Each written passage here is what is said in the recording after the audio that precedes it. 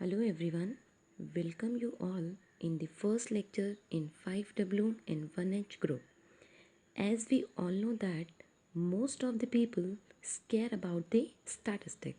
So for that, I would like to help those students. See, statistics is a not a difficult task. बस हम लोगों को क्या करना चाहिए कि स्टैटिस्टिक्स के अपने कॉन्सेप्ट्स क्लियर करने चाहिए. येस आई अंडरस्टैंड कि बहुत से स्टूडेंट्स को डर लगता है कि स्टैटिस्टिक्स बहुत डिफ़िकल्ट होगा, मैथमेटिक्स होगा, हमें समझ नहीं आएगा. But what should we can do, we can do that clear our concepts.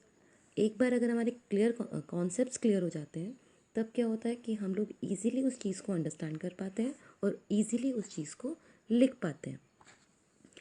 So in this lecture मेरा फर्स्ट एफर्ट यही रहेगा कि मैं आपको स्टैटिस्टिक्स समझाने में हेल्प कर पाऊँ. So should we start from the basics और we can say that what is statistics.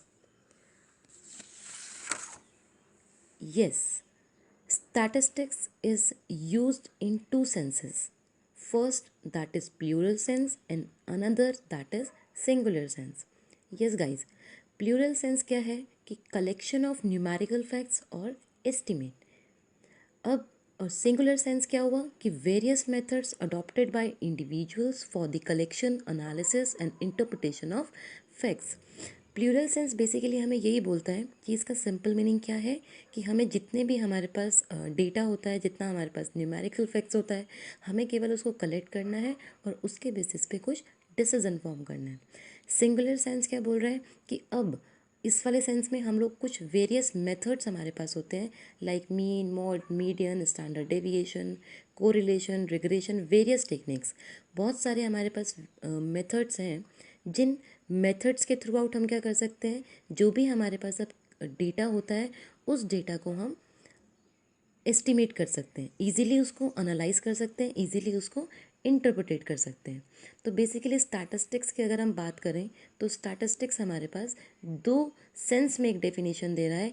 Plural sense में वो हमें बोल रहा है कि हमें क्या करना है कि सिंपली हमें कुछ न्यूमेरिकल फैक्ट्स कलेक्ट करने हैं और उसको एस्टिमेट करके एक रिजल्ट फॉर्म करना है. और सिंगुलर सेंस हमें क्या बोल रहा है कि जो इंडिविजुअल पर्सन है वो क्या करेगा, वो कुछ टूल, टेक्निक्स या जितने उसके पास मेथडोलॉजीज़ होती हैं उन सबको वो अडॉप्ट करेगा, उन सबको वो इम्प्लीमेंट करेगा, देन एक डिसीजन को फॉर्म करेगा. यस गाइज, हमारे पास क्वांटिटेटिव एनालिसिस करने के लिए या स्टैटिस्टिक्स को करने के लिए हमारे पास तीन मेजर टेक्निक्स होती हैं. फर्स्ट टेक्निक को हम बोलते हैं मैथमेटिकल टूल, सेकंड हमारे पास होता है स्टैटिस्टिकल टूल एंड थर्ड हमारे पास होता है ऑपरेशनल टूल. तो यहाँ पर जब हम बात कर रहे हैं किसी क्वांटिटेटिव को एनालाइज करने की, तो हम केवल स्टैटिस्टिकल टूल की बात कर रहे हैं कि स्टैटिस्टिकल टूल होते कौन से हैं. तो स्टैटिस्टिकल टूल बेसिकली होता क्या है कि इसके अंदर हमें खुद से डेटा को कलेक्ट करना होता है, उस डेटा को एस्टिमेट करना होता है, देन हमें डिसीजन फॉर्म करना होता है, that is statistical tool. Yes, अगर हम एक अब मीनिंग की बात करें कि स्टैटिस्टिक्स हुआ क्या, तो statistics may be collected the science of counting. If we are talking about the numbers कि नंबर क्या है या नंबर्स को कैसे एस्टिमेट करना है या जो डेटा हमारे पास आया है उसको कैसे कैलकुलेट करना है, तो वो हम स्टैटिस्टिक्स में डील करते हैं. यस, नेक्स्ट, अब कुछ स्टूडेंट्स को प्रॉब्लम होती है कि स्टैटिस्टिक्स हम बुक्स में पढ़ते हैं तो हमें डिफरेंट डिफरेंट डेफिनेशंस मिलती हैं या डिफरेंट काइंड्स ऑफ हमें मीनिंग्स मिलते हैं जो हम अंडरस्टैंड बेसिकली नहीं कर पाते कि उसका मतलब हो क्या रहा है. तो यहाँ पर मैं आप लोगों को कुछ मेजर 4 कॉम्पोनेंट्स बताऊँगी जिन कॉम्पोनेंट्स के थ्रू आउट हमारा पूरा का पूरा स्टैटिस्टिक्स कवर हो जाता है. लाइक फर्स्ट है collecting information, data presentation, then data analysis and next interpretation of facts.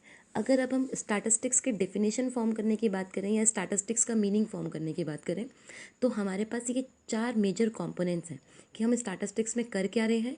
हम ये स्टैटिस्टिक्स के अंदर इन चारों को डील कर रहे हैं.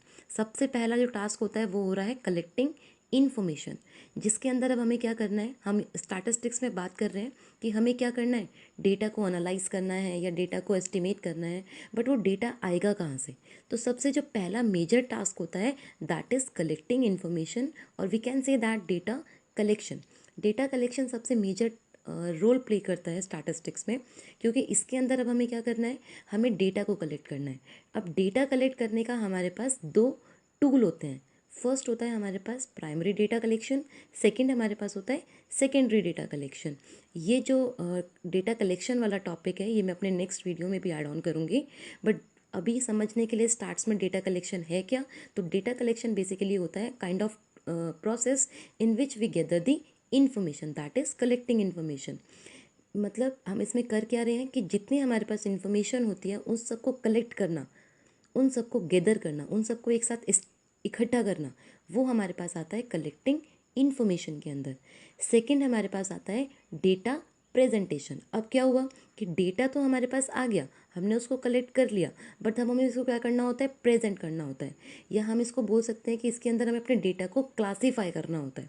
क्योंकि अब हमने जितना भी रॉ डेटा कलेक्ट किया होता है, अब ये ज़रूरी नहीं होता कि वो सारा का सारा एनालाइज या एस्टिमेट करने के लिए यूज़फुल है। तो इसमें हम बेसिकली क्या करते हैं, इसके अंदर हम डेटा को प्रेजेंट करते हैं, और डेटा को प्रेजेंट करने के लिए हमारे पास दो टूल होते हैं, एक होता है क्लासिफिकेशन और एक होता है टेबुलेशन। क्लासिफिकेशन के अंदर हम बेसिकली क्या कर रहे हैं, क्लासिफिकेशन के अंदर हम अपने डेटा को होमोजेनियस ग्रुप में कलेक्ट प्रेजेंट करते हैं, और डेटा टेबुलेशन में हम क्या करते हैं, जितना हमारे पास इंफॉर्मेशंस होती है, जितनी हमारे पास डेटा कलेक्ट होता है, उन सबको हम रो और कॉलम में अरेंज करते हैं। ये काम अब हमने कर दिया सेकेंड स्टेज में। पहली स्टेज में हमने डेटा को इन्फॉर्मेशन इकट्ठी करी, दूसरा हमने सॉर्ट आउट कर लिया कि हमारे पास वैलिड इन्फॉर्मेशन कौन सी है और इनवैलिड इन्फॉर्मेशन कौन सी है, उसको हमने स्क्रूटनी कर दी। जब अब हमारे पास क्या आ गया है, एक वैलिड इन्फॉर्मेशन आ गई, नेक्स्ट अब हम क्या करेंगे, उसी वैलिड इन्फॉर्मेशन को एनालाइज करेंगे। अब डेटा एनालिसिस सबसे मेजर रोल प्ले कर रहा है, क्यों, क्योंकि इसके अंदर अब हमें डेटा को एनालाइज करना होता है, और डेटा को एनालाइज करने के लिए हमारे पास बहुत सारे मैथमेटिकल्स या स्टैटिस्टिक टूल होते हैं, जैसा mean, mod, median, standard deviation, correlation, regression and time series analysis, most of the techniques consideration under the data analysis। Next जब अब हमने उस डेटा को चेक भी कर लिया, अगर हमें रिक्वायर्ड था कि हमें कोरिलेशन लगाना है तो हमने कोरिलेशन से फाइंड आउट किया, अगर हमें रिक्वायर्ड था कि मीन मॉड मीडियन से फाइंड आउट कर सकते हैं तो हमने उसको मीन मॉड मीडियन से फाइंड आउट किया। नेक्स्ट जब हमारे पास एक आउटपुट आ जाता है, देन हमें क्या करना होता है, उसको इंटरप्रिटेशन ऑफ फैक्ट्स। अब हमें अपना रिजल्ट फॉर्म करना होता है या अपना आउटपुट प्रेजेंट करना होता है। बेसिकली हमने स्टार्ट्स में किया क्या, तो स्टैटिस्टिक्स की डेफिनेशन अगर हमें फॉर्म करनी है तो हम सिंपली बोल सकते हैं कि statistics is a branch of mathematics dealing with collection, presentation, analysis and interpretation of data.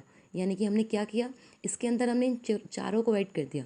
Basically हम स्टार्ट्स में कर क्या रहे हैं, इन चारों कंपोनेंट्स को ऐड ऑन करके पूरा स्टार्ट्स बन गया। कि स्टार्ट्स क्या किया, हमने डेटा को कलेक्ट किया, डेटा को प्रेजेंट किया, डेटा को चेक किया, देन डेटा को इंटरप्रिटेट कर दिया। That is all about the statistics. yes guys, in the next lecture I'll upload the some topic or some major questions, starts के क्या इंपॉर्टेंट है या क्या उसके फंक्शंस हैं, क्या उसकी नेचर है, all about that. Basically it's a kind of first session और first lecture, so thank you all of you।